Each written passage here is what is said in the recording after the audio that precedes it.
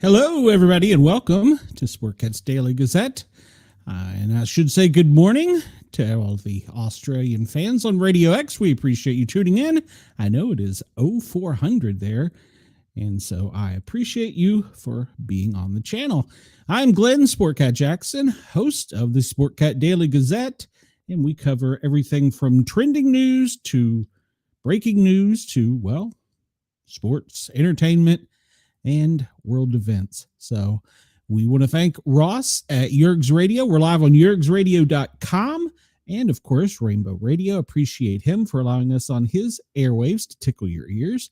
And I appreciate Radio X as well.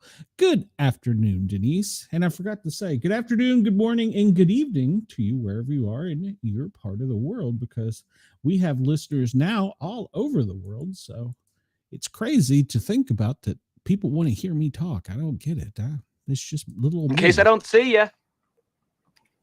Good afternoon, good evening, and good night. That's right. In case I don't see you, good afternoon, good evening, good night. All right. Well, we will start things off. We're going to switch things up. We're going to do some trending news real quick, and then we're going to hop over to where we normally are, and then we'll go back to sports and entertainment, stuff like that. So it'll be good. Good morning, Chris. Good afternoon, Chris. Let me push a button here. And away we will go. All right, so we're going to start off with some breaking news that started early this morning, and that's over in Europe. There is chaos right now as Heathrow Airport is closed, and it appears it will be closed for several days. Oh, well, Denise, I hope you're well. All right, so apparently there's some travel chaos as Heathrow Airport has closed after a fire. There's a fire at an electrical substation. Good Lord. The counterterrorism police are leading the investigation into the, quote, unprecedented electrical substation fire that has closed down London Heathrow, stopping more than 1,300 flights as engineers are trying to restore power to not only the airport, but several thousand people in London. It's created quite chaos. They were dispatched last night around 11 p.m. Well, I guess, last night around 11 p.m. to a fire at an electrical substation in West London, with power cut to thousands of homes. 70 firefighters tackled the blaze, which the brigade said at 8 a.m. was under control. This is local time for them, with more than 20,000 liters of oil having caught fire in a transformer. Officers said that despite the acidic smell, there was no air quality danger to the public. The cause of the fire is unknown, although security sources indicated there was no immediate indication of foul play. A spokesman for the Metropolitan Police said, "We are working with the London Fire Brigade to establish the cause of the fire, which remains under investigation. While there is currently no indication of foul play, we are going to entertain an open mind." Given the location of the substation and the impact this has on critical national infrastructure, the Metropolitan Counterterrorism Command Unit is now leading all inquiries. This is due to specialist resources and capability within the command staff that can assist in progressing the investigation at a pace to minimize disruption and identify the cause. The detectives have the security clearance to access sensitive material as investigators try to establish the fire's cause. Heathrow is regarded as a potential target for terrorism or sabotage.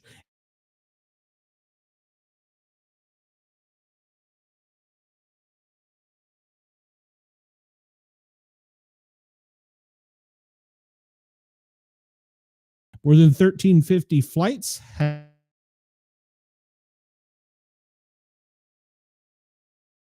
in the world. Power is cut off to the airport's two main terminals, and they have immediately canceled or rerouted all flights. And it has the capability to holding up to almost 300,000 passengers, with a significant portion connecting onwards as well as freight. Airline operations around the world will be affected, with the knock-on effects expected to last several days. And you can see in this graphic here, in New York, there was 146 flights. In Dublin, 111. Amsterdam, 110. Frankfurt, 114, and Geneva, 113. And you can see that that's going to affect worldwide everything. So, all right. Well, I'm trying to say, are we live on Radio X in Australia at this time? I hope we are. Just got a message that we may not be. All right. So we will continue. According to the online flight tracking service, Flight Radar 24, 120 flights to Heathrow were in the air when the closure was announced. Some arriving flights from Asia and Australia were diverted to other airports around Britain and Europe, while others coming from the U.S. returned to their departure points. Ooh, can you imagine? That's going to be a long flight. You were almost to Heathrow, and you're coming from JFK, which I think is about a 14-hour flight. They're just going to turn around and go back. Wow. All right. Well, apparently we are not live on Radio X in Australia. I hate that, but they're having some technical difficulties. So Ross and the team are working on it and will let us know. All right. So this is going to take a big hit to worldwide commerce, and it'll be also to, of course, travel. FedEx, DHL, packaging will be disrupted. It's going to be a big deal. The firefighters had some issues battling the fire because when you fight a fire like this, most of the time they are underground, which is a problem to start with. Secondly, the fire, you can't put water on it. So, that's a big problem, but getting to it, then the products that it's putting off in the smoke is another very hazardous condition. So you can't expose yourself to that. There's a lot of things with this that is technical. You have to have a special team. You have to have special chemicals and other things. So, which they did, it sounds like, but it's a big deal. So Chris says, if Radio X people all liked and subscribed on YouTube, they would have a backup. But my pleas have apparently fallen on deaf ears. Well, Chris, we try. It's just a technical glitch. We'll be back on soon. It's not. I'm not that concerned about it. I do like the numbers we get from there, and I do like the fan interaction because I've actually had some, which is kind of cool. But yeah, they'll get us back on and up and running. I've been in emails with them for the past several days because I was on yesterday, but apparently I wasn't days before. So we'll get it figured out. It's just a thing, nothing but a thing. I'm not going to stress myself over it because I've got my loyal and faithful followers here. And I appreciate you all for being here. Where's Wendell, by the way? Do we need to do a welfare check on Wendell? Make sure he's okay? No, continue to the site. Good Lord. What are we talking about now? Okay. I find this interesting. This is trending on X and Google. UK, Germany warn travelers, and US entry is not guaranteed. Where did the story go? I probably killed it because of my ad blocker.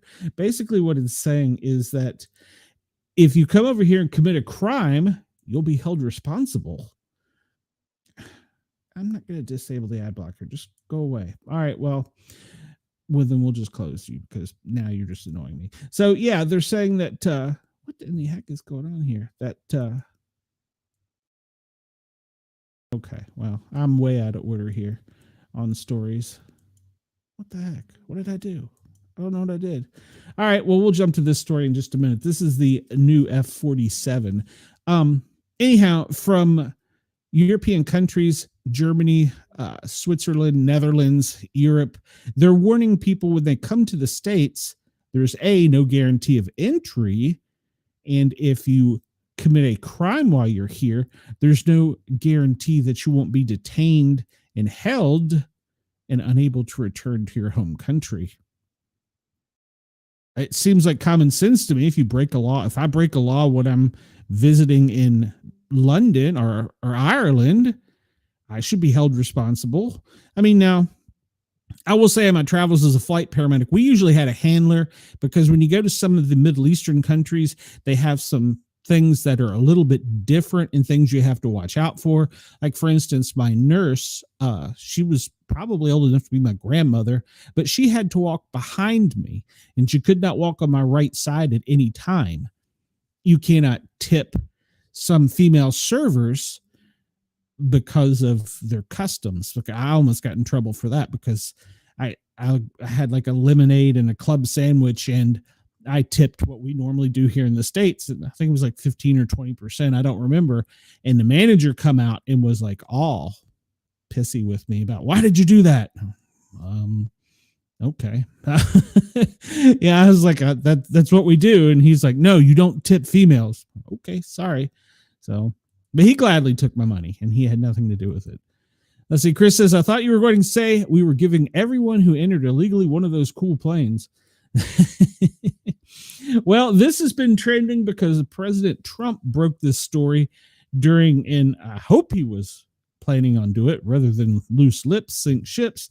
This is our next generation. I believe they're calling it the 6th generation fighter pilot, the F-47.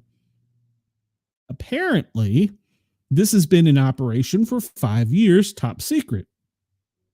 Some of the capabilities it has, of course, is all the guns and missiles and bombs of most. It has laser, jamming, stealth capability. And the newest thing, it has the ability, when launched from a carrier, and one of the new carriers that they are putting in service has an additional runway for drones. So essentially, AI will control, the pilots in control of the F-47, but the AI is going to have drones. I don't know if they're going to be left and right of it, in front or behind of it, probably left and right of it. And it will take out things too, but AI will control it, but it will be flying in tandem with the F-47. It's been in service for 5 years and has made all of the air tests and is going into production, mass production, to our military, probably Air Force, Space Force, Navy, Marines. All of them are going to get some of these cool fighter pilots or fighter jets.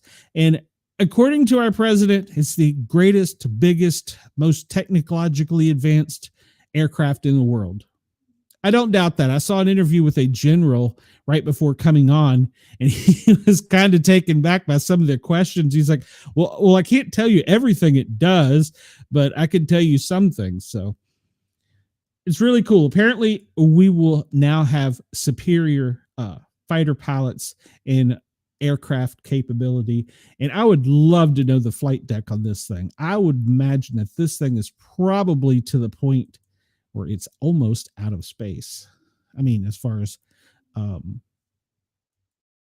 height for travel, you know, like commercial airplanes travel at anywhere from 28 to 35. When I was a fighter pilot, when I was a flight medic, our flight deck was usually around 50. The highest we ever got was 55 because of Learjet capability. And we know there were fighter pilots over us at 70,000 plus feet. And occasionally when we would go through secured areas, because we were a medical flight, we would interact with some of the fighter pilots. Coolest thing, I don't know if it was F-18, 16, 35. I think it was 35. It came up beside us vertically. Is that right? Vertically? Yeah. And just hovered there. And the pilot looked over and waved at us and then just kind of rolled out and disappeared and then shot up straight in front, not in front of us, but beside us where we could hear him and feel him. And I was like, okay, that's cool. So yeah, we did interact some. So, all right. So while we were discussing this, I wanted to go ahead and break this news. It's fake news again. There is no, Trump dismisses the claim that Musk will be briefed on potential war plans with China. Fake news. Apparently, there is going to be a big meeting at the Pentagon today, and I believe Trump is going to be involved with it. And somehow they say that Elon is going to be involved because he will be there too, but he is apparently only going to be in the financial sector. So the report, which cited multiple anonymous U.S. officials, said the U.S. would give a presentation of the plans by the Defense Secretary Pete Hegseth and other top U.S. military leaders, including Admiral Christopher Grady, the acting chairman of the Joint Staffs.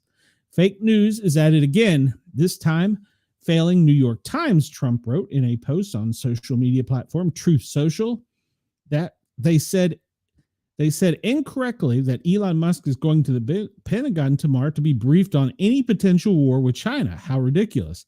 Trump added that China will not even be mentioned or discussed when Musk, good Lord, I'm having a speech impediment today.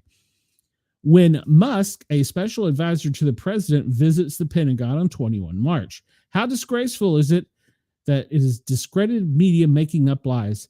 Anyways, the story is completely untrue. So apparently they're going over there today to review financial stuff, and there's also going to be a top secret meeting, and some people leaked that Doge and Musk were going to be in the, well, I guess Doge is Musk. Anyhow, he's going to be in on this and briefed on whatever this top secret squirrel meeting is. But it was funny at the same time, while he had Hegseth there, and this is an old picture because I didn't see Musk there, Trump released the information on the new fighter pilot.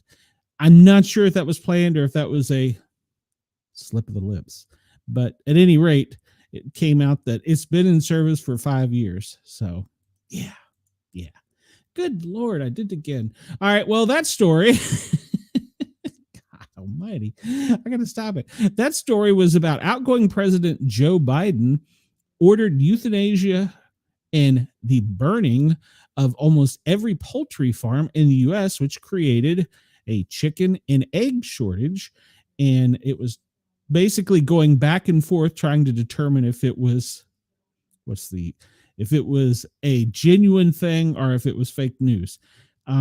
But documents do reveal that he did authorize and order the euthanasia. And we've discussed this before. They cleanse with fire.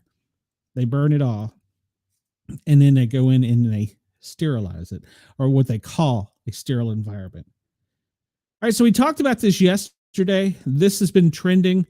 And I'm surprised. This may be part of what they're talking about. Just a few days ago, for the deployment of the USS Gravely in the Gulf of America, the U.S. Navy prepares a second warship to be sent to the country's southern border. The announcement will be made by the end of the week, according to non-identified U.S. officials cited by the PL News Agency. If you remember yesterday, I broke it that there would be something coming, and it will be from the West Coast. So I'm curious if it's going to come down through the Panama Canal and back up. Of course, we won't be able to track it, but it's going to be kind of interesting. So this is a plan with joining with the Navy, with the Coast Guard, and doing drug interdiction to fight off piracy, and of course other missions, probably ones that we are not briefed on. Apparently, Mexico's President Claudia Sheinbaum said that she was notified ahead of the time about the deployment of the Gravely. She said the warship was in international water.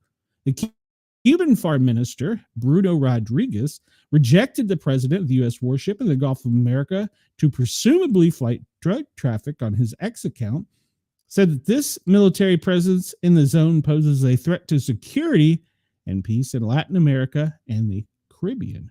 So the USS Gravely, a guided missile, set sail March 15th from Yorkton, Virginia. And interestingly enough, this story came from the Cuban news agency. None of the American news agencies are talking about it. So I find it interesting that that's where I had to go to find that. But yes, so all right. We'll get into this in a little bit when I come back to from our normal stuff. It's funny, I've got a lot of local news from Tennessee, which is really funniest thing I can imagine. All right, so we'll get back into our normal wheelhouse. We'll start off. Hey, Wendell, welcome. I was worried about you. I was about ready to send out a search party or something for you. You're always here. All right, so FEMA has updated today's National Watch briefing, the daily operations briefing. This is as of 8:30 a.m. today when they brief the president. This is the non-top secret part. We don't get the secret squirrel stuff, so I wish we did. At any rate, occasionally I'm able to tell you things I hear. So, new significant incidents, ongoing operations. They're still going on the wildfires in Oklahoma, and they're going to be watching the critical fire weather that's going to be taking place pretty much in the southern plains and going to be moving into the southeast probably before the end of the weekend. In severe weather in the lower Mississippi Valley, there are no new declarations of activity. Now, remember, with all this tornadic events that occurred, the process has to be local, then state, and then the governor requests FEMA to come in. FEMA can't just suddenly drop in and start handling things without permission from the locals in the state. So just keep that in mind.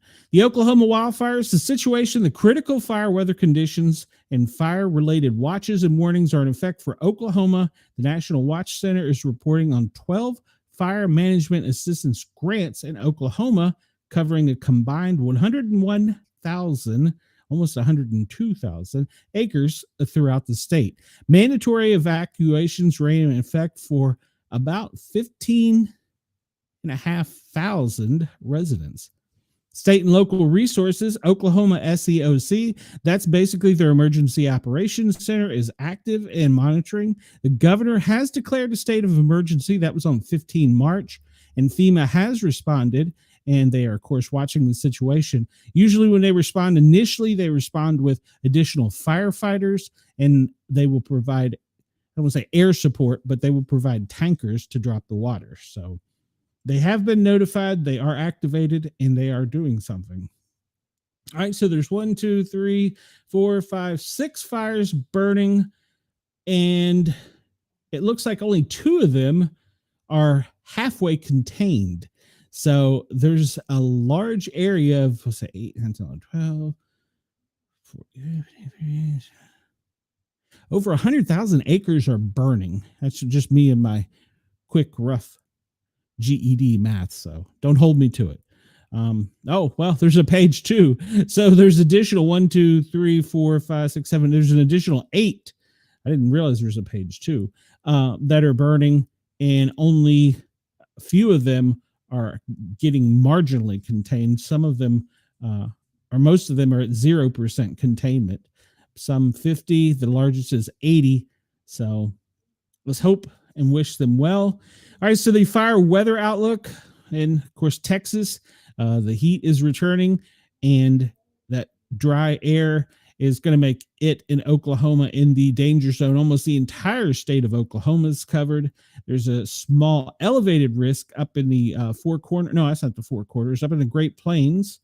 And that will continue today through tomorrow. And it will actually grow a little bit to the west of that tomorrow. National weather forecast.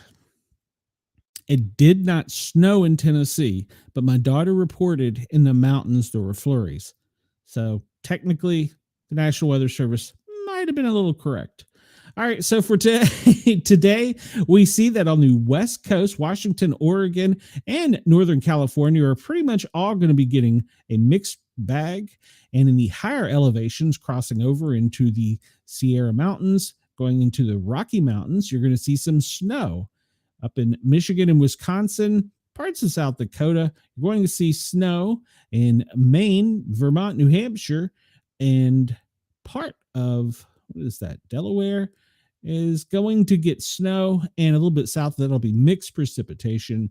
The Ohio Valley is going to get some rain, and there's some significant weather coming up probably the next week as this cold front tries really hard up here to come down, and the air is just getting right. So Saturday, pretty much the entire top of the country is going to get snow or a mixed bag of rain snow that'll extend down pretty much from the Canadian border to almost the Tennessee state line straight across the continent.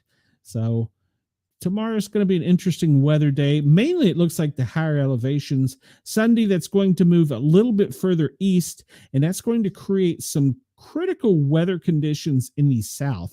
I don't know if the energy will stay there. It's depending upon how much that front can push down. So the only severe weather outlook is currently the snow, but on Sunday in the south from Texas to Tennessee, vertically there, almost all the way across to the Carolinas, there will be some potential for significant weather. I don't know what that slide means. All right. Apparently, they were supposed to end something there. Well, we don't have many sports. Well, we do, but I don't know if I'll get to them. All right, so here's the FEMA operating area. We know they're still repopulating and rehousing in the Carolinas, Virginia, Tennessee, Kentucky, West Virginia. They're active in Georgia and Alabama. So that entire sector of FEMA is really busy, and they've called in resources to deal with the fires, any severe weather that is breaking out in the lower Midwest. So FEMA is working. They have 91 plus major disasters and 8 emergency declarations going at this time. So they are working their tail off. So I know a lot of people don't think they do, but you got to get the resources and you got to get there. So, all right. So we look at the damage assessments. There's nothing new reported. The most recent ones have come in from Arkansas from the severe storms, and they have 9 counties, 10 counties that have asked for assistance. And in Oklahoma, they are actively working there, and they don't list the counties, but no, that's for Missouri. 25 counties they requested for severe storms and tornado resources. And declarations in progress, nothing new except for the Tennessee area in 18 March asked for help with severe storms and flooding. That's probably going to be more financial if I had to guess. All right, so let's jump onward here. Not going to sports yet, Wendell. Remain calm. The president's schedule today, of course, 9 a.m. is the normal press pool time. At 11 a.m., the president and SecDef, Hegseth, deliver remarks from the Oval Office, which has already occurred. And, well, that's where they announced the new plane. Yes, Wendell, it did actually here in East Tennessee. It got in the lower elevations, it got frigid, but I was still able to go outside and vape in short sleeves. I put on a toboggan, though, but it wasn't bad. But my daughter, who lives in the higher elevations, she said it was freezing and snow flurries. So, all right. Hope you didn't freeze your toes off, Wendell. All right. So at 11 a.m., they had those comments. And then the out-of-town travel pool call time is 3:40. I assume that's because they're going to be flying with him on Air Force One. Interesting note, you have to be invited to travel in that press pool. And usually it's the major ones, but occasionally some other ones can submit and go. But you have to pay the cost of a commercial travel aircraft flight. In other words, if it would cost $500 to go on Delta to and from Maryland to Florida, you would have to pay that, or your agency would have to pay that, plus 50% for gratuities, which is basically food, water, whatever on the flight. So the press doesn't fly for free. Very few people fly for free on Air Force One. All right. So at 3:40, they will meet. At 5 o'clock, the president departs the White House en route to Joint Base Andrews. At 5:10, he will arrive via the helicopter, Marine One, and he will arrive at Joint Base Andrews. And then at 5:20, he will depart en route to Morristown Municipal Airport. All right, so the president arrives at Morristown Municipal Airport at 6 p.m. tonight. And then from there, he goes, the president departs Morristown Airport en route to Trump National Golf in Bedminster. Interesting. I figured he'd be going further south where it's warmer. And at 6:30, they are going to close the press, put a lid on it. He will be at the National Golf Club in Bedminster. We'll look in a little while and see what the flight restrictions are, but that's where our president is today and what's going on. Of course, it's subject to change, as we know. All right, I'm going to give this anyhow, just in case. This is the current weather for Australia. This is in Celsius. It's 20 degrees in Sydney, 11.4. And one of you, quick, do some math for me. 11.4 Celsius in Melbourne. Brisbane is 22.9. Perth, 16.5. Adelaide is 12.9. Hobart, 11.4. And Canberra is 16.4, with Darwin 26.8. It looks like it's relatively calm, and on the radar, the only areas that are going to get some showers probably will be Sydney and Brisbane and Darwin. I forgot Hobart. Otherwise, it will be partly cloudy.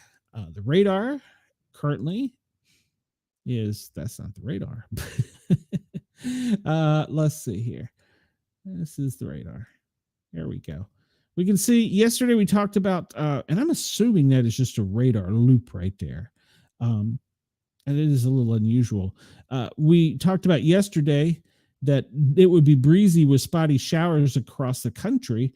And we were pretty close, but the problem is they're experiencing the flooding right now over on the east side of the continent, and these rain showers really aren't helping them. So in the middle of the country here, they've had some fires. They didn't get a lot of relief from rain yesterday. And it doesn't look like it's going to be a significantly rainy day in Australia.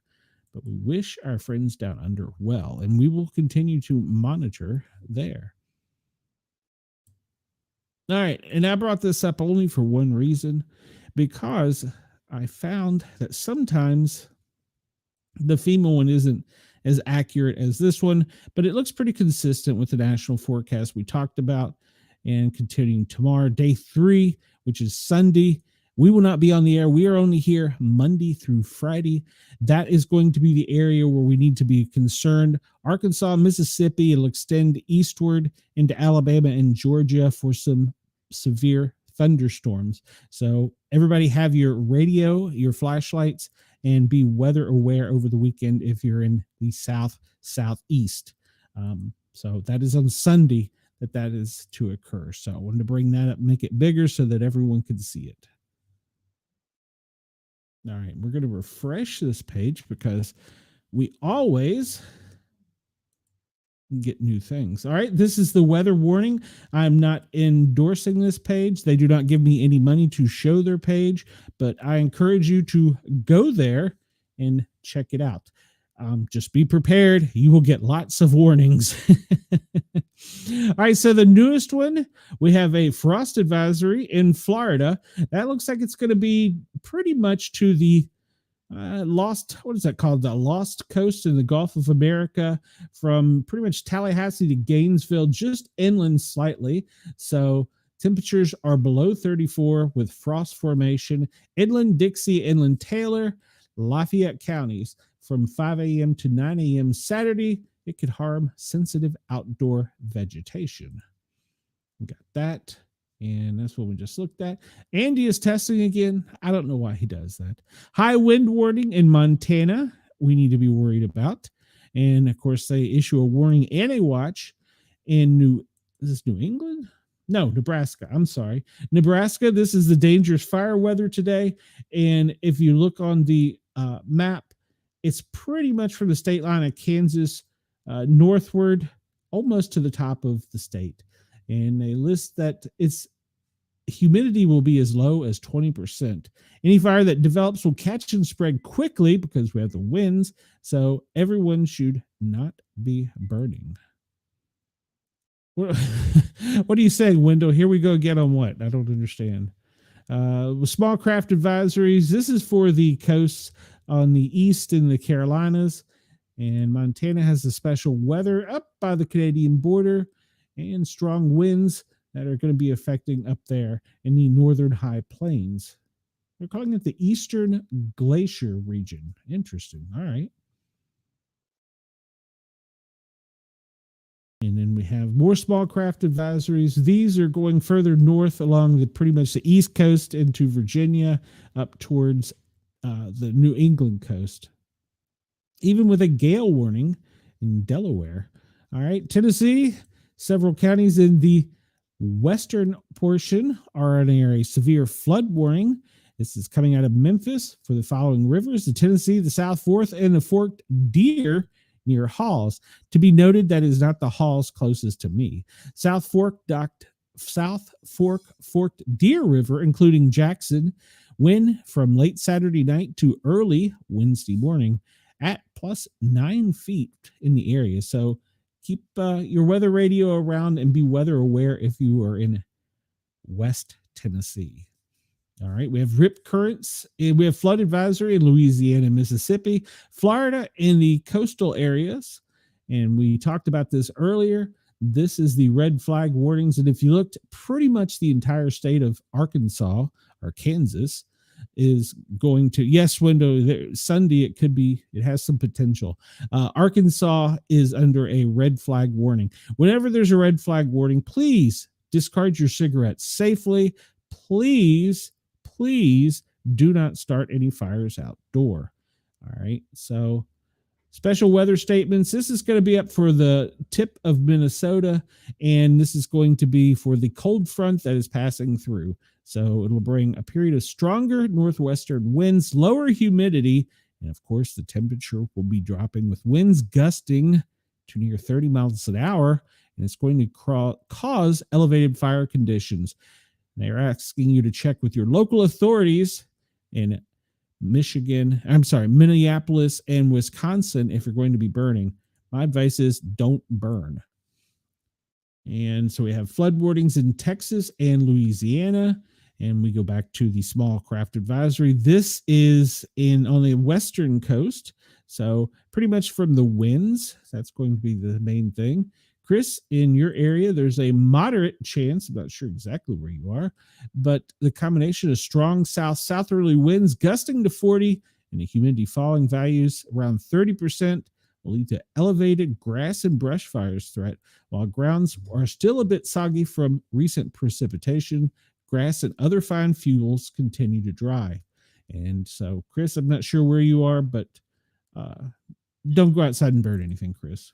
So, and we get to Texas flood warning, see if there's anything new here. Otherwise, we will move onward. Florida, down in, we're still going to be discussing this. Metro Palm Beach County, Inland Broward, Miami-Dade, all the way, pretty much the entire lower section of Florida is under a fire weather watch. They are still battling the fire down pretty much in Dade County, where that affected Route 1, and they had it closed off at Key Largo. Key Largo, pretty much you couldn't get on the 100-mile bridge. Wendell, if you have some links to that, send them to me. I would like to report on that if you can find out what they're doing. So yeah, pretty much the lower East Coast from Boca Raton, actually a little bit north of Boca Raton. That could be why the president's not going down there. West Palm Beach, downward on the West Coast into the Keys, they are under a fire weather watch. So they're concerned about the fires growing, and they are encouraging everybody not to burn outside and keep weather aware. North Carolina has got an air quality alert. I'm not sure what that's about. North Carolina Department of Environmental Quality in Raleigh has issued a code orange for fine particulates until midnight tonight. That means fine particulates within region may approach unhealthy standards. For additional information, visit the North Carolina Division of Air Quality. Not sure what that one's about. That's new. We will check the air quality here in a minute. Rip currents in Florida. Florida has the most interesting weather. Mississippi, Kentucky, Alabama, flood warnings throughout the day. That's going to continue through the weekend and will get intensify over the weekend. So be weather aware. Colorado, my friend in Colorado, if you're listening, you're under a winter weather advisory. The higher elevations are going to get some more snow. She sent me a picture the other day, of a fence. And I asked how tall the fence was because it looked like the old wooden style fence, and snow was halfway up the fence. I was like, good Lord. All right, Puerto Rico, Virgin Islands, high surf advisory, red flag warnings will continue. That's in Nebraska. And then they're getting into the weekend where they're going to have the small craft advisories. And then, freezing spray warning. That's a new one. That's up off of Lake Superior. When the winds are coming in, there will be freezing spray. I have not seen a freezing spray. I have seen freezing fog. Wendell, there's got to be somebody talking about it somewhere. You get a deep web search it for me. I have seen freezing fog. We were coming into Cleveland, and the airport we come into is right by the lake. And as we were coming in, the fog froze, and they tried to close the airport, but we were already in our pattern and couldn't. But it was quite tricky for the pilot because, well, basically the air froze around the plane. It was the weirdest thing I've ever experienced in my life. You get outside, and it's like, it was almost like something you would picture out of the Marvel universe because there were fine particulates, but they were frozen. It was almost like you were walking through a Slurpee. It was the craziest thing I've ever seen. Montana, they have an avalanche warning or avalanche watch. That is up by the Canadian border in the higher elevations. Conditions are likely to develop Saturday morning and then continue through the weekend. So if you're up in that area, please be very careful, especially if you're skiing. I know that's still popular this time of year, especially up there. All right. So special weather statements in Maryland, Virginia, and West Virginia. That's probably going to be for the fire conditions developing with a low humidity, and then the winds coming in from the northwest. So they're under a special weather statement. I look for that to probably change to more of a fire statement. All right, so I think we've pretty much caught up here. If you could ever catch up, this site goes on forever. Great site if you want to check out what's going on. They are really up to date. I'm going back here. We're at greater than 12 hours, so it's good stuff. All right, what did Wendell say here? All right, I will look at that in a moment, Wendell. All right, so that is pretty much what we have. Current activity, we saw no real significant threat except for up there in the Indiana, Illinois area for some thunderstorms. The winds, they're saying they're less than 5%, and there is a less than 2% chance of tornadic activity today. All right, that's good news. All right, and this will bring up our current weather map. As we've discussed, all the areas with the fire watch are in play. The front coming in off of the Pacific West, up around Oregon, Seattle, is still trying to push inward. We'll check out that wind up there in a minute and see how it is. We talked about all these watches and warnings. The little blue dots are earthquakes. We'll cover that in a bit. The storms that just came through are pushing off into the main region. I did get a weather report from Montpelier, Vermont, and it snowed overnight with greater than 3 inches. The National Weather Service is keeping an eye on this little front right here. It's got a little bit of rotation to it in this one right here, but they have not put out any hurricane warnings as of yet. But they are still concerned about it. And we see our good friend here, 2625. It's still kind of sitting there doing its little thing in its weird pattern, but it is harming no one. We look here off of the coast of Madagascar is still that front that is non-cyclonic. It's just a depression at this time, but Mozambique and Madagascar did get some heavy rains. Australia, we take a look at you, and Australia, it looks like along the coastline on the west, there's some light activity. The coastline on the east, there is some light rain activity, and that's going to be significant to your flooding. So, and then in the central parts of the country, there is going to be from the Northern Territory east, some spotty showers and thunderstorms extending down into South Australia. All right, so that is the current weather map. I can get it to come back here. Please come back. We will discuss all the stuff in all the earthquakes here in a minute. All right, we'll move on for this one.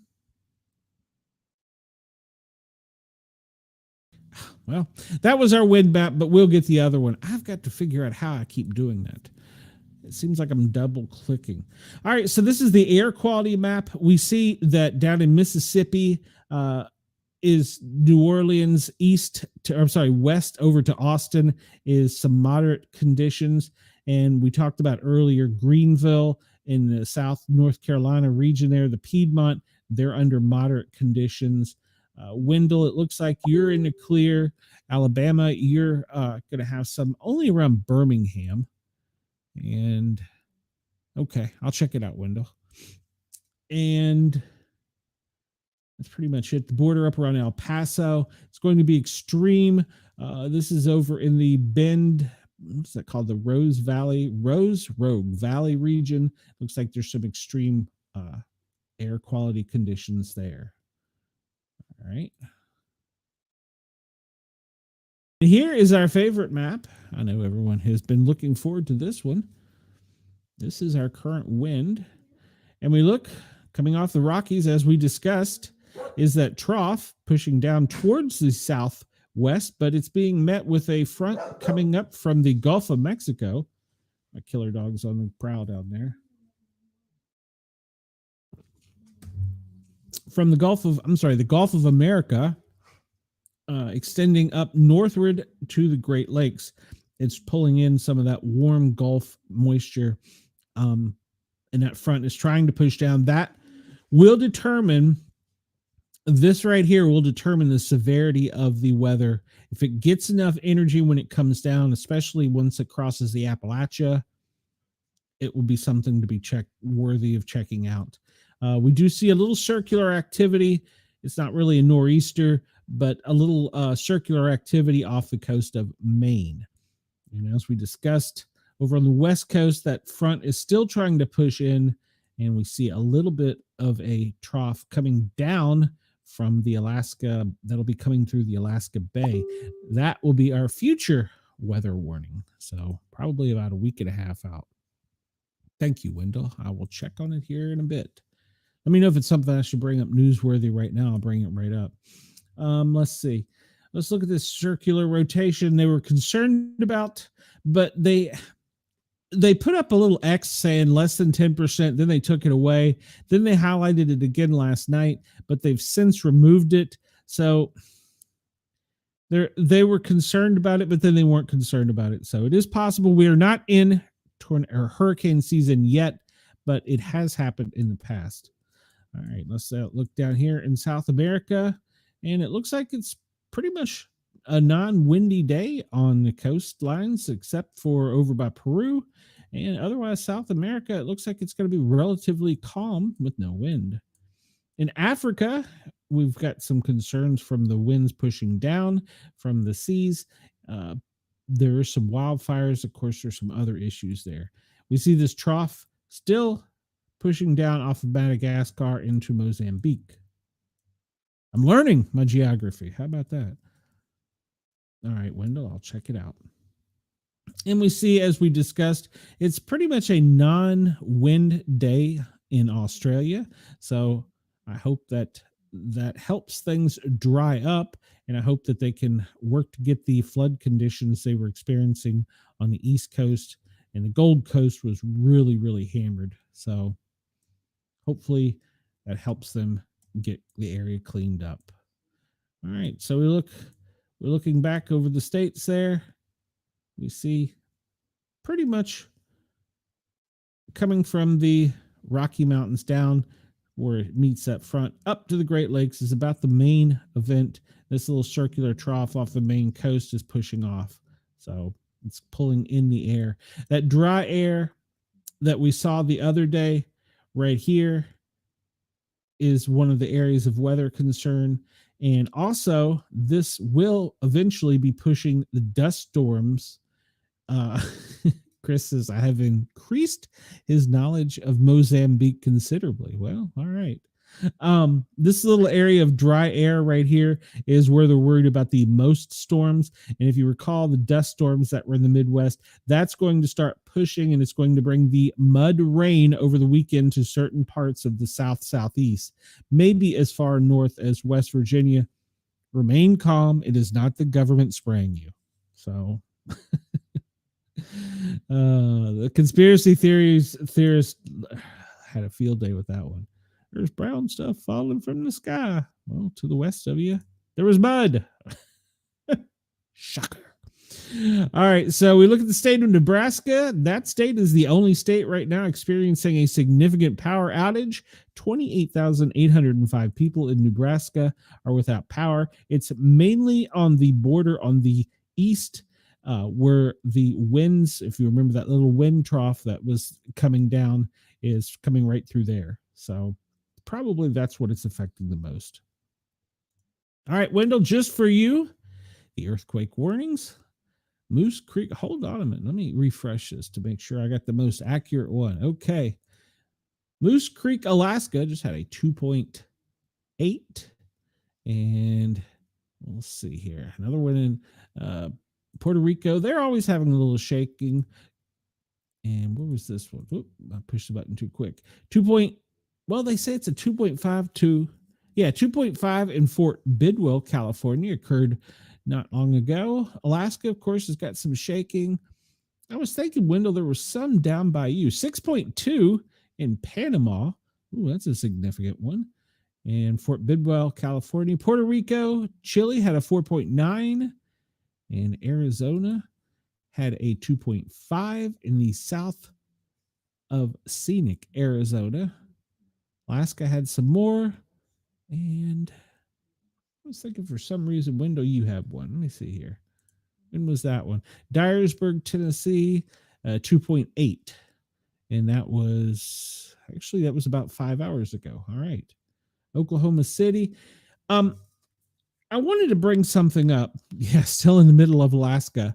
I wanted to bring something up that two meteorologists pointed out last week during the significant storms. And you remember we talked about how two of them followed the exact same track. The area of their origin, and this is just coincidence, but some people say there's no such thing as coincidences, especially when you come to nature. The area from which the tornadic activity originated had two earthquakes. They were relatively mild. Only the animals felt them, but they had two earthquakes at the same time as the tornadic activity, and they're trying to determine if there's any correlation between the two. They're calling it a coincidence, so science is still checking that out. But some people say there are no coincidences. All right, so we look and see. Yes, this one was in Glen, Elder, Kansas, 2.7, and down in Texas. Oh, no, I'm sorry. It's New Mexico, a 2.7. So that's the most recent shaking in the country.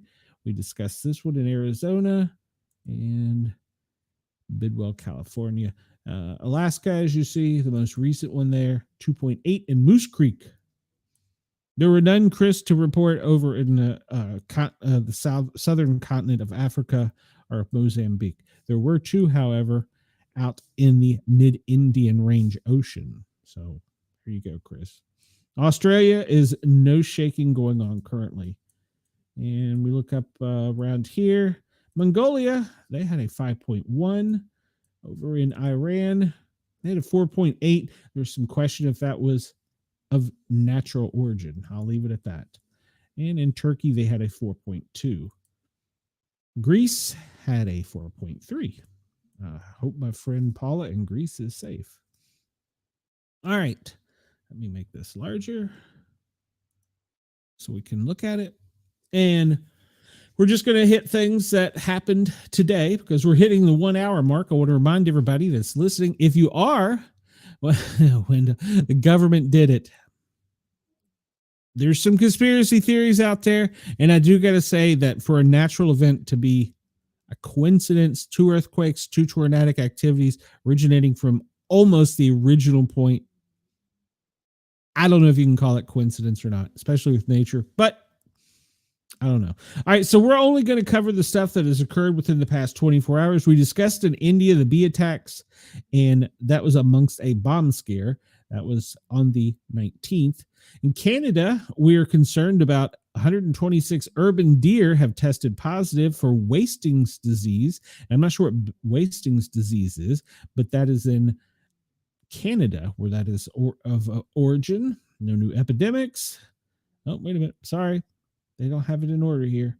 New Mexico reports Texas measles outboard has crossed the outboard. No, it's 221, not 321. Let's say it's old. Let's see.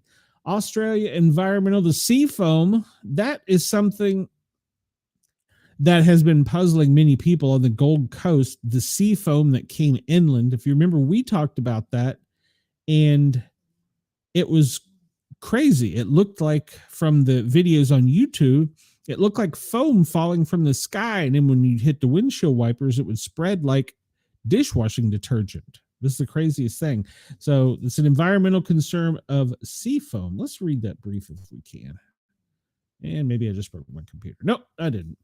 All right. Several local media outlets have recently been reporting about a foam that has washed up on some beaches in South Australia. Coinciding with fish death, visitors reported respiratory symptoms. We discussed this already after being exposed to the water.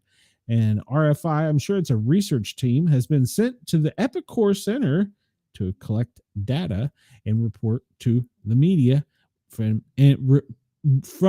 take reported events from reliable sources. They have confirmed the occurrence of the event reported by the media and has been informed that the foam has forced local authorities to close for public safety until at least 21 March. Some beaches in the Newland Head Conservation Park, West Victor Harbor, have received several reports of fish death on shore and people complaining of blurred vision, itchy eyes, coughing, and difficulty breathing. And they seem to disappear when the exposure stops, and washing in clean water.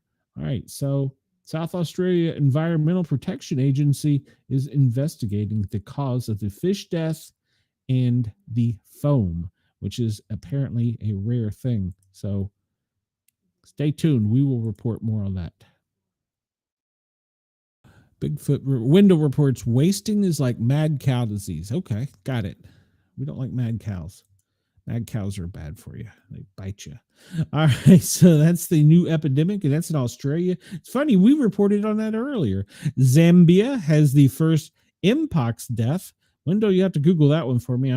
It's got to be a cross between measles and smallpox in Zambia. So they're reporting the death as infection has risen to 31. And let's see. We discussed the traffic disruption in Heathrow with the power outage. That's going to be going on over the entire weekend, so we'll have that to worry about. Pakistan, 10 terrorists killed and captain martyred in IBO. What is an IBO? Let's look this up. I'm curious what an IBO is. Let's see. Security forces killed 10 terrorists in an intelligence-based operation. And okay, all right. So basically, and they sent some drones in and killed some people. And an army officer embraced martyrdom while leading troops from the front. Okay. All right. So from an intelligence-based operation. Interesting. I've never seen that one. And that's the most local security conflicts. No new mass displacements. No public safety incidents. And no new demonstrations. I look for that to change over the weekend, especially if President Trump is in New Jersey. And let's see. We discussed the oil leak in Norway, where vandals left behind an oil leak. That occurred last night. We didn't really discuss it a great deal, but there was some. Let's just pull it up. Police are investigating vandalism and even sabotage that led to a major oil leak from an idle electrical transformer. That's interesting. An idle electric transformer, and they just had the thing over in Heathrow. Interesting.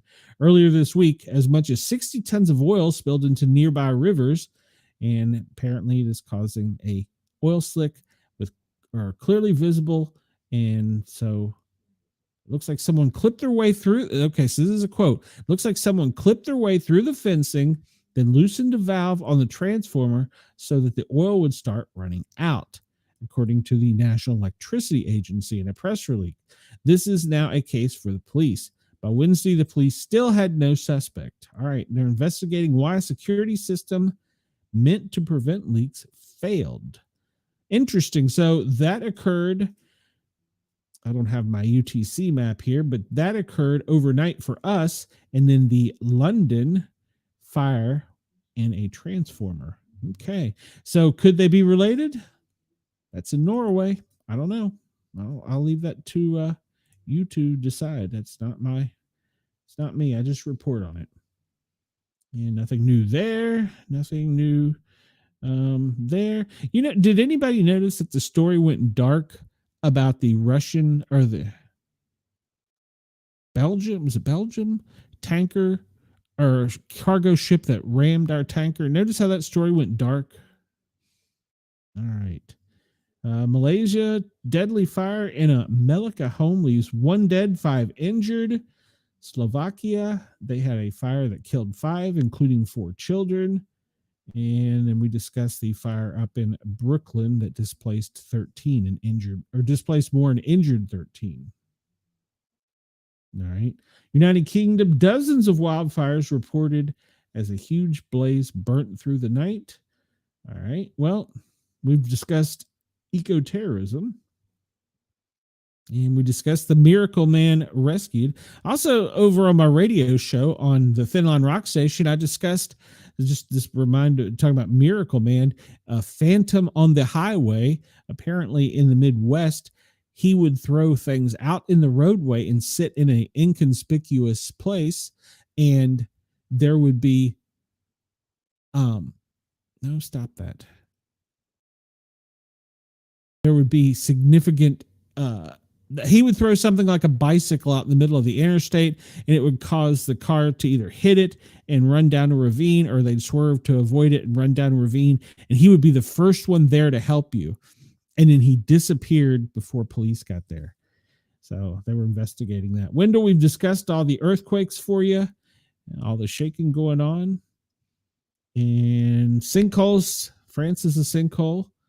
And Indonesia has the highest volcanic alert on Mount Lebotia has erupting in Indonesia, Asia. So if you're in Indonesia, Asia, be volcanic aware, I guess. And let's see. Nothing new there. And North Pacific, south of Panama, a tsunami warning. That's from that earthquake we showed you. Let's pull that up real quick.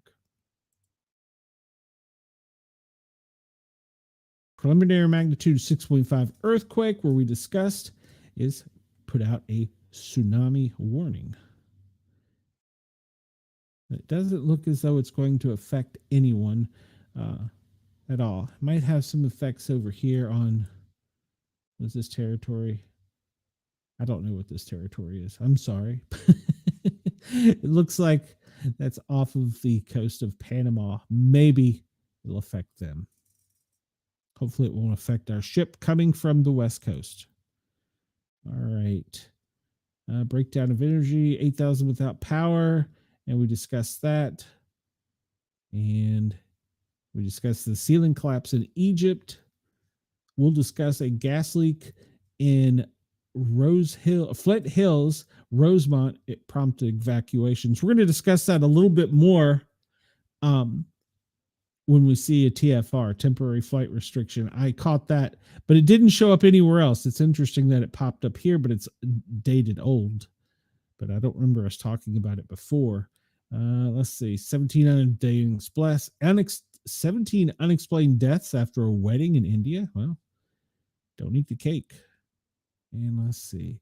And Australia, a pilot dies in a light plane crash in remote WA. I'm not sure what remote WA is. Let's pull it up so that anybody listening will know. The pilot of a light plane crashed into remote farmland in Western Australia, has died. Police confirmed the man, aged in his 60s, the sole occupant of the plane, was dead at the scene. Wreckage of the plane was discovered by members of the public about 11:15 local time.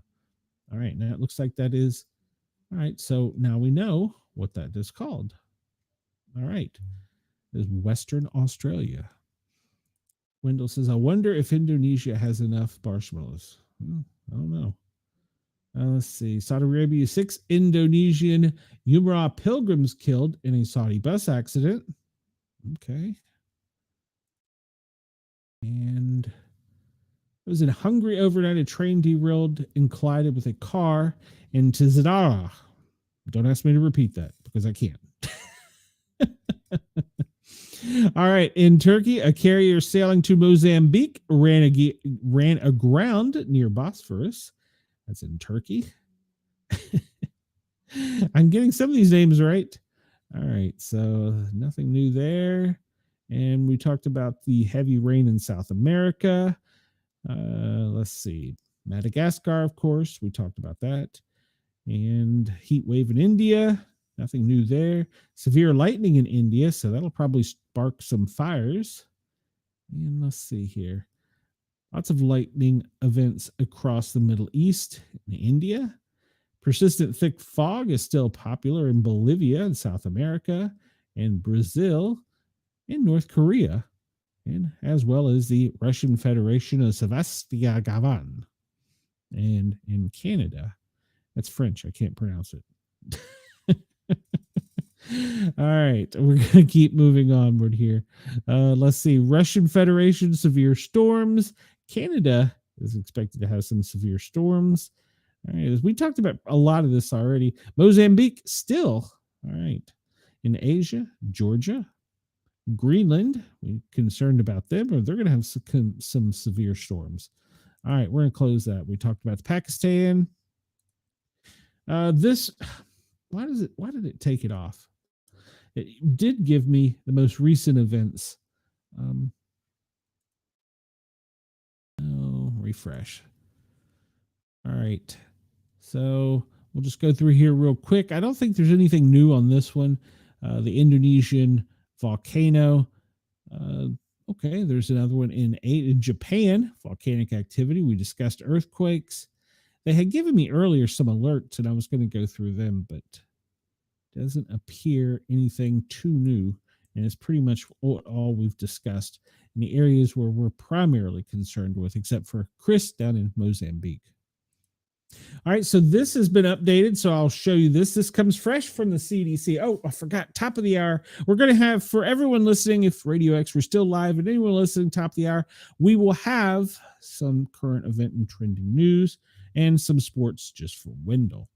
All right, so this is from the CDC. It's just been updated as of today. So the amount of acute respiratory illnesses causing people to seek healthcare has declined to a low level. That's good.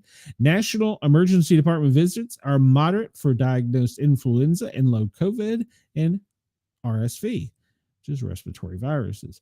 Nationally, the flu and COVID have decreased.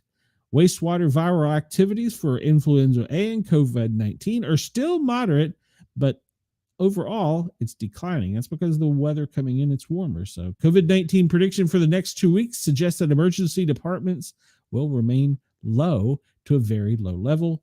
And the influenza predicts suggestions that emergency visit departments will continue to decline. The respiratory illnesses are still being monitored, and they're saying that everything from the common cold to severe infections, influenza, RSV, and COVID-19, they're still present, but they are going to be declining. The only states where they're showing to be moderate are Alaska, Idaho, Montana, up in Wisconsin. I always forget about the little tip of Wisconsin and Michigan there. And it looks like the Ohio Valley and Pennsylvania, Ohio, and West Virginia, they're still going to be suffering from some acute respiratory, as well as New Hampshire. It's kind of odd that New Hampshire and Louisiana are both in there. So they're going to have some moderate acute respiratory illnesses. The wastewater map where they test our poo. Wendell, I do it just for you, man. Just for you. This whole show is just for you, my friend. Anyone that's not listening or not watching, you can come over to YouTube And find us on the Paranormal Guys, and we are live there, and you can jump in the chat and talk with Wendell, Chris, Denise, everybody, and we will highlight your comments. So come over to the Paranormal Guys. Guys is with a Z, Guyz. All right, so very high for COVID in the wastewater in South Dakota and in Oklahoma and pretty much the Ohio Valley. It's activity is really high, even going down into the southeast with our poo. That's according to the government, the CDC report. And influenza, pretty much as we discussed, it's remaining moderate, where it's only going to increase slightly. It looks like in the Midwest, in like Missouri, South Dakota, and Oklahoma. The Northeast and New York, probably more in the populated areas. Down where you are, KG, it'll still be a little bit high. And Wendell, for you, moderate levels of influenza in Georgia are higher. RSV, which changes the map a little bit, we look for it in the Midwest to be relatively high, but as a whole, it's declining in the southeast, and up in the northeastern in the Maine region, it is decreasing as well. Overall, visits to ERs are down for COVID. However, they are higher for influenza. Respiratory viruses saw a spike, but it is decreasing. So, and the only place where they're really concerned about, of course, is New York and Maryland, District of Columbia, probably high densely populated areas, and likely growing in COVID in Oklahoma, and for some reason, Washington State. I think that would be different there. And everywhere else in the country, it looks as though the influenza is declining. So some states like Georgia are just likely declining. Some states did not participate in the poo test. All right. So there is your update from the CDC. They usually update Mondays and Friday. Wendell says, me, Chris, and Denise are the only ones who care and support you. That's not true. So I have other fans. I get emails and messages, so it's not entirely true. I've got more than 3 viewers. I've got like 8. I mean, come on, give me a break, Wendell. Remember, we're growing, Wendell. We're growing a platform.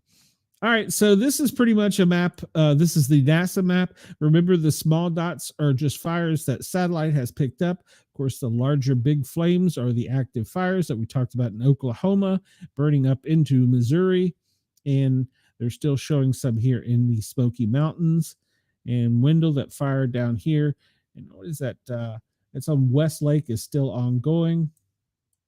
We look down at the Keys in South Miami, and they're still burning as well.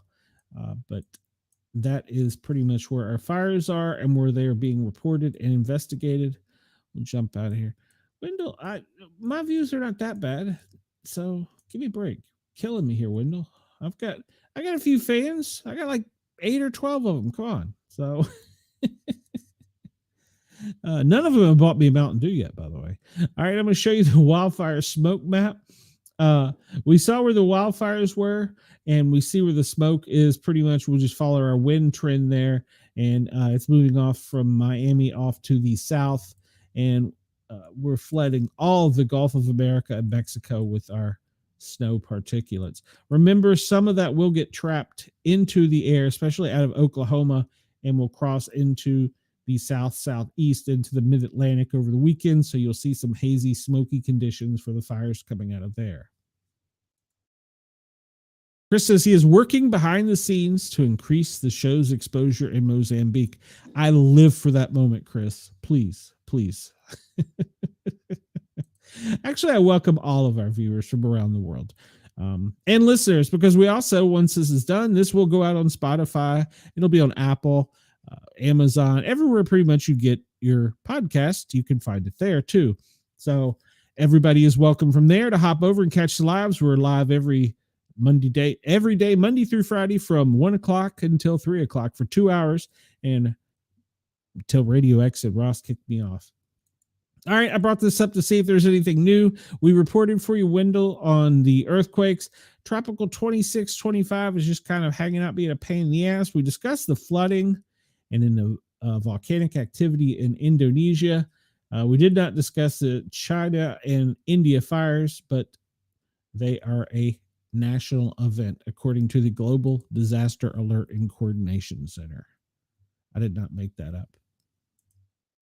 All right. Once again, do not get paid or do anything to endorse this, but this is the New England, the New England fire page. Oh, good Lord. It logs me out when I come on here. And anyone is welcome to come on. If you have a scanner, you can report thing. Hey, Soul, welcome. I haven't heard from you in a couple of days. Hope you're doing well.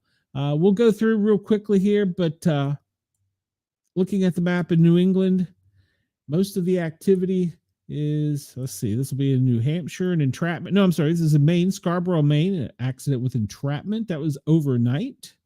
And let's see, we're just going to click through here. Overnight in Winchendon, Massachusetts, a basement fire. Ooh, those are always nasty. And this is in Millis, Maine, for a sawmill fire. 2 fan trucks venting the building. Usually they have to call in big fan trucks to ventilate the building because the dust from the sawdust is extremely explosive. All right. Crews have an unknown size type fire. That was overnight in Wareham, Mass.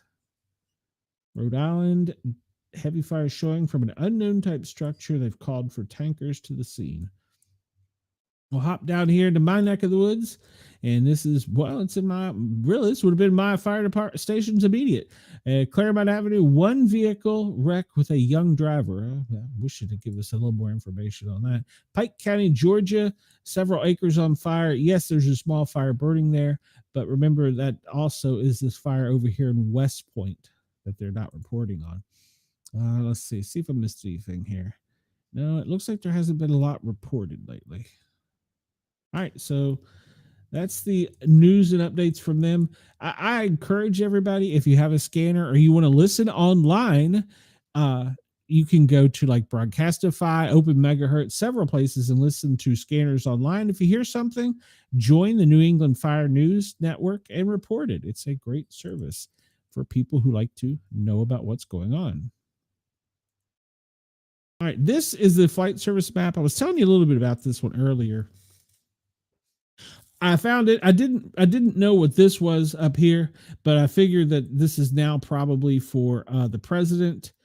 These little light blue things are not red yet because he's still down here, and we know why that is. They keep that area clear for security reasons. But I did notice several things, and let's see here. Temporary flight restriction. What is this one? Okay. Nothing serious. I did notice I mentioned this earlier, and I caught it on this. And I thought it was kind of cool. Okay, this is aerial demonstrations at a major sporting event. Okay, no, that wasn't one I wanted. What is this one? Click on it. Come on. Louisiana, a temporary flight restriction. Law enforcement. Flight restrictions in the aircraft operations because of the sheriff. So there's some kind of operation going on down here in this area of Louisiana. But over in another part of the country, I noticed this little red dot. In Texas, airspace is closed for international defense. No, that's not the one. There's another one I saw. Where was it? Temporary flight restrictions and firefighting activity. Yeah, that makes common sense. Let's see. All right, they don't specify as why, but I'm assuming that's for the fires burning. Oh, where was that one? Come on. I noticed it popped up. Remember we talked about the gas leak? Well, it wasn't being reported anywhere else, but they had put up a temporary flight restriction over it. Some of them, they don't say what the reason is for. This one is National Air Defense. Okay. And that one is a definitely don't fly in zone. And it's national, it's sporting aircraft, but national event for security reasons. All right. Wonder why we have a red out here. Temporary flight restrictions in California. And it doesn't give any reason why. All right. But that is a definitely don't fly zone, that area of California. Interesting. All right. We notice up here, this is all, some of this is what we talked about with the significant air events. They still have some flight restrictions up in Alaska and for a rocket launch. I'm not clear that we've ever launched rockets in Alaska. I really want to know, but this continues pretty much from the southwestern tip of Alaska up over into the Arctic Ocean for space events for a rocket launch. I've never ever seen or heard of that before. I thought that was really odd. All right, so it's just going to show us our country here. I got the other one pulled up, and all right, close this. And we see now they've changed it on this map to orange. This is for VIP. As we discussed earlier, this will probably be, we know down here in DC, we know later his destination. So these are probably all for our president. And if there's anything major pop up here, no operations. That's probably for firefighting. But we'll try and see. Let us go out far enough to see. Yeah, see this. So they get this rocket launch, and it's national security closed airspace. Since for space operations, I don't ever recall us launching a rocket off of the Alaskan coast up into the Arctic Ocean. I don't recall that. Has anybody else ever heard that? So, all right. So that's the only significant things. Of course, significant meteorological events out over turbulent air as you cross over into Europe, but you're probably not going to be going into Europe because you can't get into Heathrow. So good luck with that. All right. So that's as much for that. Boom. Let's close that. All right. So we'll get into a little bit of local news, but it's international news, and it was trending. I only report. WWE legend Glen Jacobs, who is also the mayor of Knoxville. And of course, we know in the wrestling world, he was Kane. He has issued a challenge to Minnesota Governor Tim Walz on Thursday. The wrestler, who is now the mayor of Knox County, asked the Democrat to a charity wrestling match. Kane made the statement after Walz's comments on a recent podcast.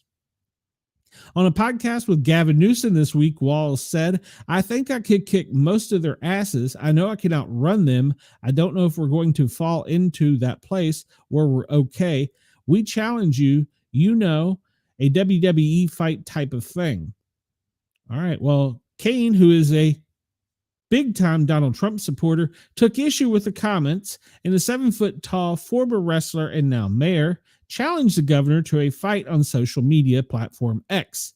He did set some ground rules. All joking aside, Governor Walz, let's put our money where our mouth is and a charity wrestling match.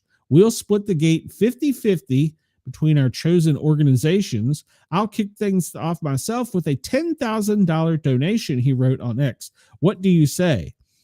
And then Fox is reporting this could be a tag team match because The Undertaker, who was also a Trump supporter, has said that he would join into the match. So could we see Kane and The Undertaker putting the smackdown on Kane and maybe getting him to shut his damn mouth?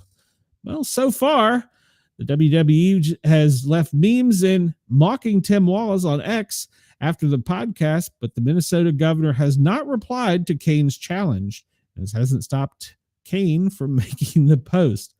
He repeated his challenge to the Democrat politician, citing accounts that were putting money on a potential fight. Of course, we know who Kane is. He is the mayor of Knox County, Glen Jacobs, a former world champion, tag team champion, and intercontinental champion, the worldwide entertainment of wrestling. His last match was in 2021 in the Men's Royal Rumble, and he has not appeared in any match since because, well, he's pretty busy being mayor.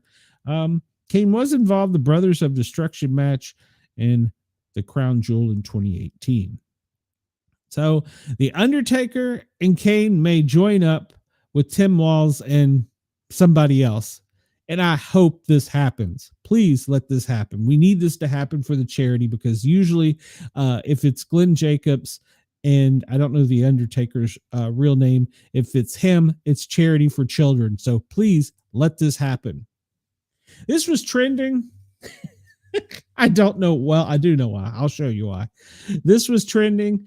Eliza Koo made a dazzling return to the spotlight, looking almost unrecognizable as she stepped onto the red carpet at the premiere of Netflix The Residence in Hollywood.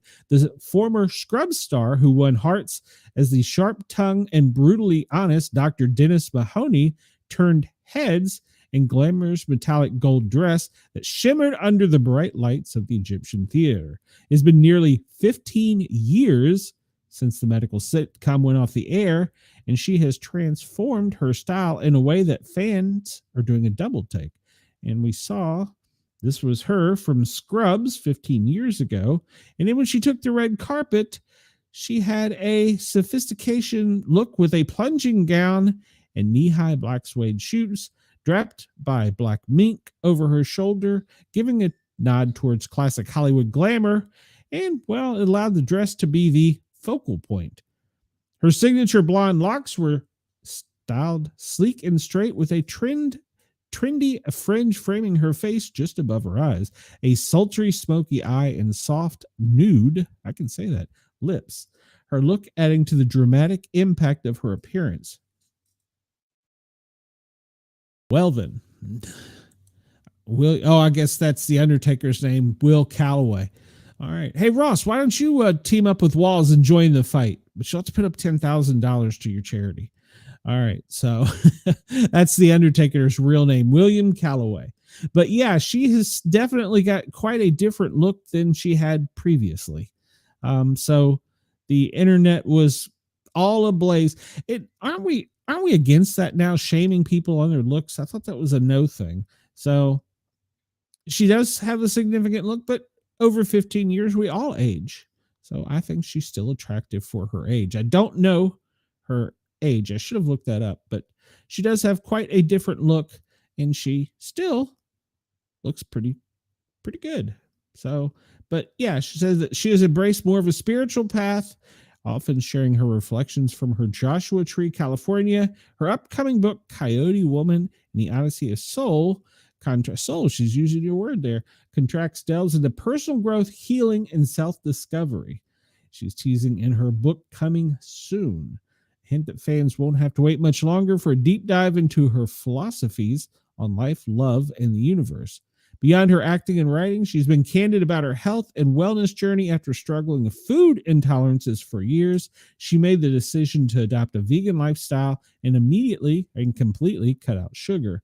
She said, I'm trying to heal that part of myself and also handle my physical issues naturally, putting the best things into my body. Her commitment to wellness extends beyond diet, and she recently opened up about turning to, and I don't know what that is, Ahosleia. That's something to cleanse herself of toxic energy following her divorce from superfood advocate Darren Olean. They married in 14, but ended in 18.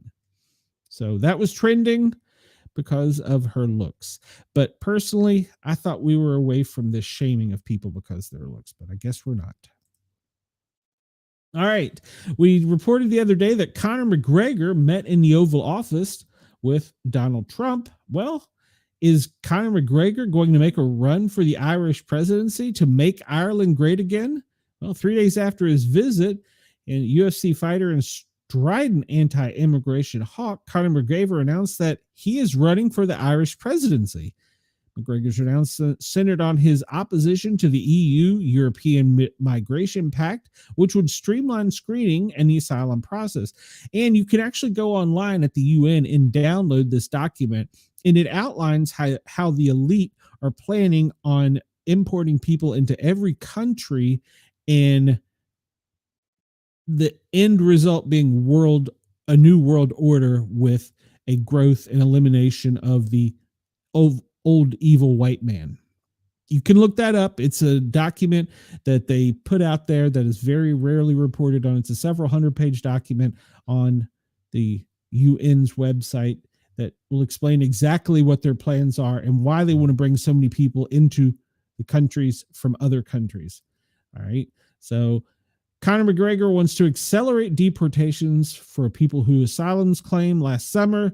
The Irish committed to a pact that implementing it by June in preparation for that milestone. All right, so they need to pass several legislative acts as migration practices conform. And so he is anti-migration. 36-year-old McGregor attacked Ireland's adoption of the European Migration Act. Look it up.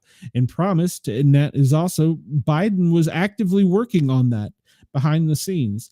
He was flying people in from around the world. They're now being turned around and flown out to their homeland, wherever. The next presidential elections will take place on 11 November 25. And who else will stand up for the government and oppose the bill?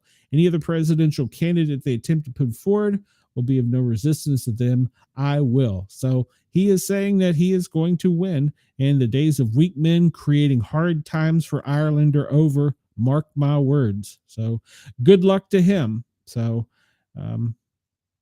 he says they have zero accountability in Ireland, and an illegal immigration racket is running ravage in our country. Irish Americans need to hear this, because if those issues are not addressed, there will be no place to come home and visit. And remember, if you can prove your Irish lineage, you can get residency and citizenship in Ireland. It's one of the few countries you can do that in. So he is running for office. All right, I'm only reporting this because I have no idea who he is, but he was trending. Rapper Yella Breezy, it sounds like a soft drink, is charged with capital murder for allegedly hiring a hitman who gunned down M03. There's that MO3. I don't know. Whatever. Dallas rapper Yella Breezy has been, this is trending. This is the only reason I'm reporting it, has been charged with capital murder for allegedly orchestrating the 2020 killing of fellow rapper MO3, according to court documents. The 33-year-old That's On Me rapper's real name is Marquise Conway, was taken into custody Thursday for allegedly hiring a hitman to carry out murder on MO3. Real name Melvin Noble, on 11/11 of 20, according to court documents. He's accused of hiring Kevin Dontrell White to shoot and kill Noble while he was in a car on a Texas interstate. This is being reported by KDFW. It has pictures of both there. Noble was shot several times in the back while trying to flee the masked gunman. White was arrested again last month and is already serving a 9-year sentence for firearm charges related to the shooting, according to the media outlet. Conway, known for his breakout trap hit That's On Me, was formally indicted Tuesday by the Dallas County grand jury, court documents show. All right. He has been charged with capital murder for allegedly paying for the hit, according to the record. His bond has not been set, so I do not know who this fella is, but he was trending, so we report on what's trending. And in more fake news, this has been fact-checked. Colin Powell was, in fact, not eliminated or taken off of the Arlington Cemetery website. Fact-checking claims of service Colin Powell's page was removed from Arlington National Cemetery amid a purge of DEI. While the city denies any permanent removals, some pages, including those of notable African American, Hispanic Americans, and women, have been altered or hidden in compliance with defense orders. Amid the removal of diversity, equity, inclusion content on the Department of Defense websites, claims have appeared on social media. These claims say that about General Colin Powell, former Secretary of State and Chairman Joint Chief of Staff, has been removed. But that has been debunked, and even Pete Hegseth posted on X the page where it could be seen. So no one has removed them. And I saw, because I'm a Redskins fan, I saw that the Navajo Codebreakers had been removed for a temporary period of time, but they were replaced. So apparently, if I understand the stories correctly, apparently when the DEI order come down, some people went like crazy and took everybody off except for white people, which is inherently wrong and shouldn't be done. So they're working to restore anything that was taken down, but fact checking it is still there. And Jackie Robinson is still there as well. So that's all been fact checked. All right, Wendell, I got to do it to you. Didn't Yellow Breezy realize C-19 was going strong in 2020 and hiring hitmen to eliminate others was not just illegal, but didn't properly social distance? Yeah, that's a good point. Well, I guess that's why you hire somebody else during that period. So, all right. So Auburn overtook Alabama State. St. John's over Omaha. Don't worry, Wendell. This will be painless and quick. This was yesterday. Houston overtook Edwardsville. Texas Tech over UNCW. Texas A&M over Yale. Good job. And Tennessee over Woolford. That was not even a game. Wisconsin over Montana. And McNeese State over Clemson. That was a shocker right there. That was a number 12 team overtaking a number 5 ranked team. The number 1 team, obviously, that was a good game, but Alabama State wasn't in it. The Tennessee, who is ranked number 2 over Woolford, that was a definitely mismatched pair. Michigan, Drake, BYU, Arkansas, UCLA, Creighton, and Gonzaga took out Georgia. Sorry, Georgia, you get to go home. Number 8 eliminated number 9. But now Tennessee will play, and I think it's on Saturday, they will play UCLA. And I'm concerned. I'll say that much. So today, there's still some activity going on if you're following the NCAA. Wendell, Alabama is up 72-66 over Robert Morris. I know you were interested in that score. And so there's Southeastern teams playing later today. Ole Miss plays the Tar Heels at 4 on TNT. Kentucky plays Troy on CBS this evening. And let's see, those are the SEC teams I see playing. Another good game will be Oregon at Liberty. That'll be overnight on True TV. So, all right. No new news in any other sports. Well, we'll hit the sports breaking news, but that's pretty much all I'm going to cover for now. Women's college basketball. Today, I was looking to see if we have any games that stand out to me. Of course, you know who I'm looking for. Tennessee and Florida play tonight at 8 on ESPN. And this is female. And Kentucky will play. No, Kentucky has already beat and eliminated Liberty. So, all right. That's the women's bracket.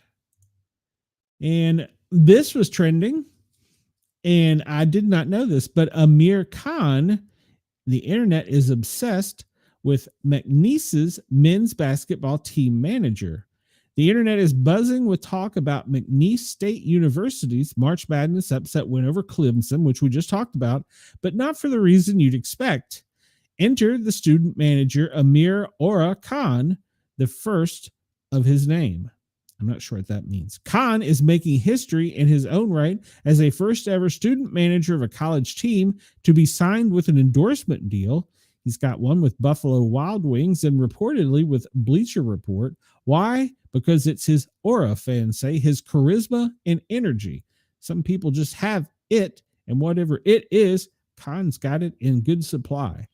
He is known for hyping up the team at McNeese by hoisting up a boombox and blasting their walkout song before games. He is so popular that cheerleaders wear socks with his face on them. Wow.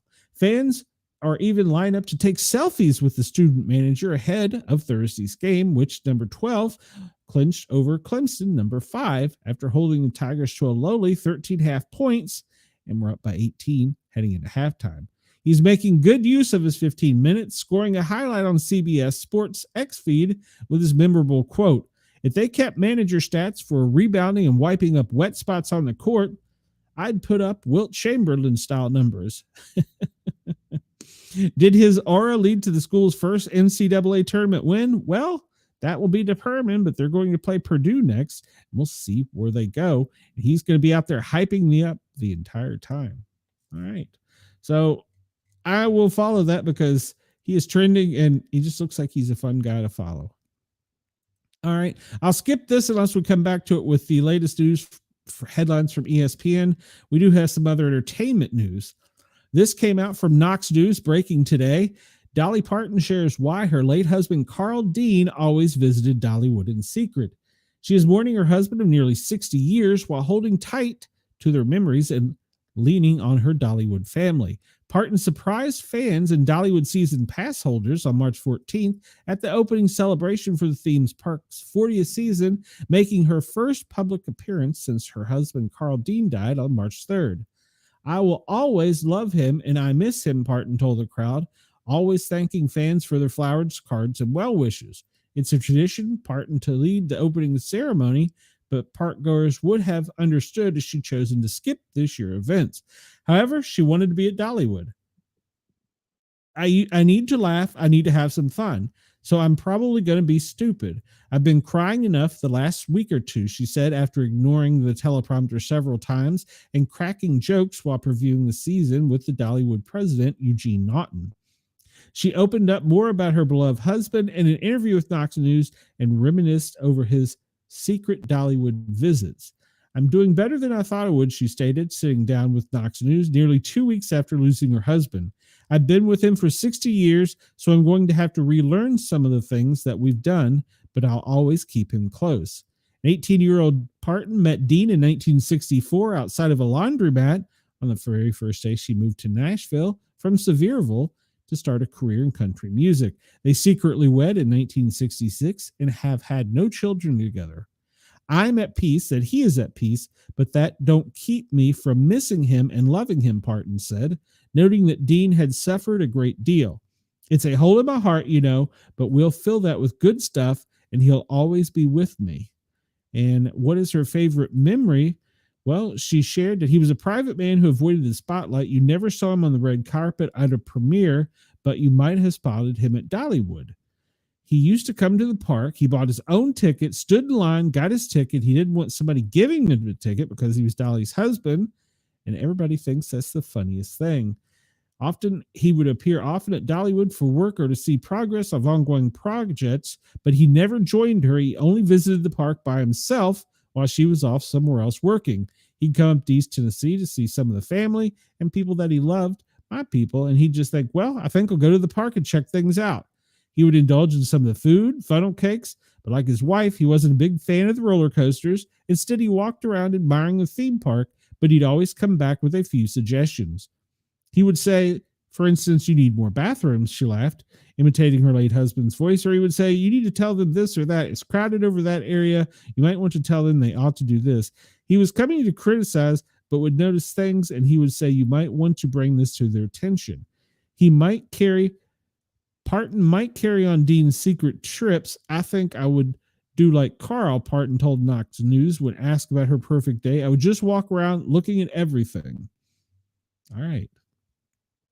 He did seem like a super guy, and from everything I've read in local media, he was a nice guy. So, all right.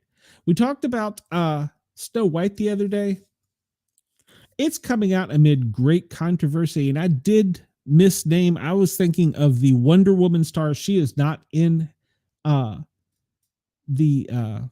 Snow White movie that's coming out this weekend, but apparently this movie has caused all kinds of controversy, and it started back in 2021 when Zegler cast Sparks and Backlash in West Side Story. She apparently made some racist comments criticizing people of Latin descent, playing a description in a fairy tale skin as Snow White. She spoke about interview with Andrew Garland for Variety, noting that all people were angry after she called for her critics, that people need to love into awareness. We need to love them in the right direction. And at the end of the day, I have a job to do that I'm really excited about, to be a Latino princess. She was the one that apparently made some remarks because she was defending herself as the Latino princess in the summer of 2023. She pleaded with fans to not tag me with a nonsensical discourse about my casting. I really and truly do not want to see it. Halle Berry, who faced similar backlash when she played Ariel in Disney's live-action remake of Little Mermaid, replied to the post with kind words. You know, I'm a huge fan of Halle Berry, and I did not know she was in The Little Mermaid. All right, so I need to check that out. She explained how the film addresses the whole skin, snow as white snow line. I felt back to another version of Snow White that was an untold story where she survived a snowstorm that occurred when she was a baby. She said, And so the king and queen decided to name her Snow White to remind her of her resilience. One of the core points in our film for any young woman or young persons is remembering just how strong you actually are. And then in January, the debate over the dwarfs. Game of Thrones star Pete Dinklage, an actor with dwarfism, criticized the remake during an interview, saying, literally no offense to anyone, but I was a little taken back when they were very proud to cast a Latino actress as Snow White, but you're still telling us Snow White and the Seven Dwarfs. Said, take a step back and you're doing it there. It makes no sense to me. Dinklage, who would go on to star with her in the Hunger Games and the Ballad of Songbirds of the State, continued, you're progressive in one way, but then you're still making an effing backward story.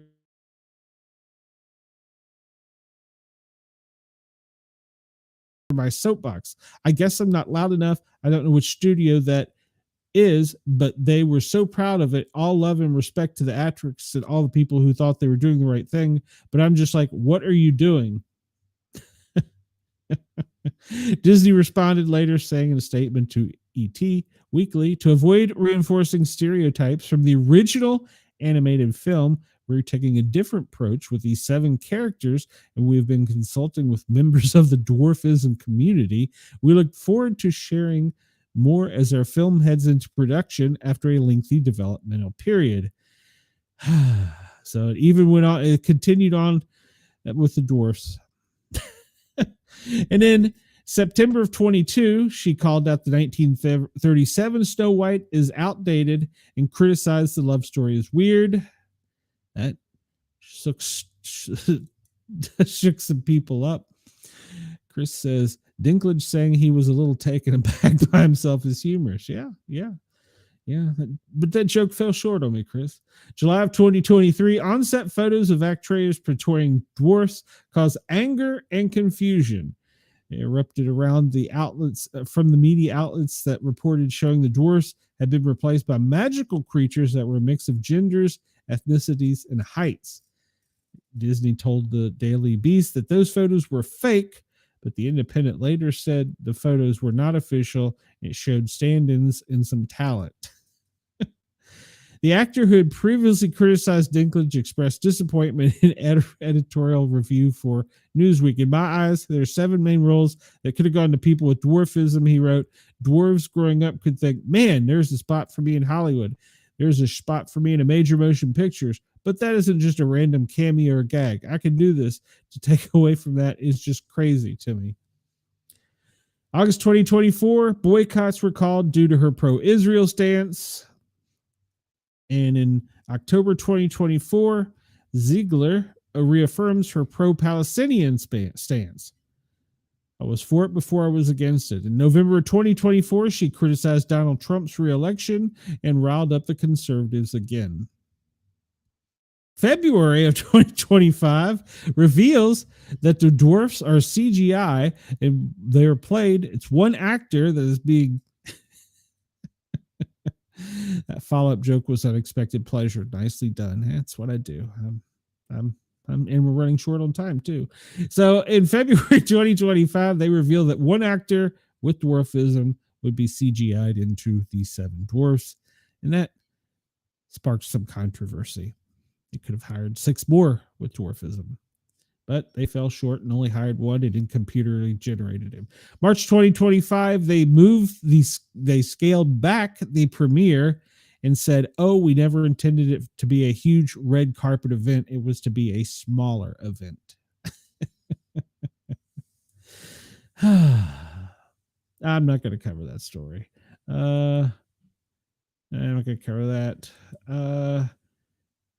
We could talk about Barron Trump. He just turned 19 yesterday. He's going to business college. However, he wants to pursue more technology-oriented education past that. I don't know what that means, but apparently he likes computers. Fallen canines. Canine Ozzy with the McKinney Police Department in Texas was killed in the line of duty on March 13. He was shot taking care of his handler. So did report on that. I just didn't have his name. And the officer down, they have not reported it. Hold on, let me bring this up. I did have something on this. There was, where is it? Where is it? Here we go. Let's see. 3 police officers were shot in the Pablo Police Department. Reports said on Tuesday, March 18th at 7:12, Pablo officers received calls of shots fired, and they responded. An officer has been shot. Deputies responded to the scene, engaged with the suspect. Additional shots were fired. He fled in a foot in the area, continued shooting against the officers. They returned fire in response. The suspect was injured in the exchange. Officers rendered medical aid. However, the suspect was declared dead on the scene. All 3 injured officers were transported to a local hospital in stable condition. No member of the public were injured during the shootout. It involved the Pablo Police Department, PCSO. I'm assuming it's Pueblo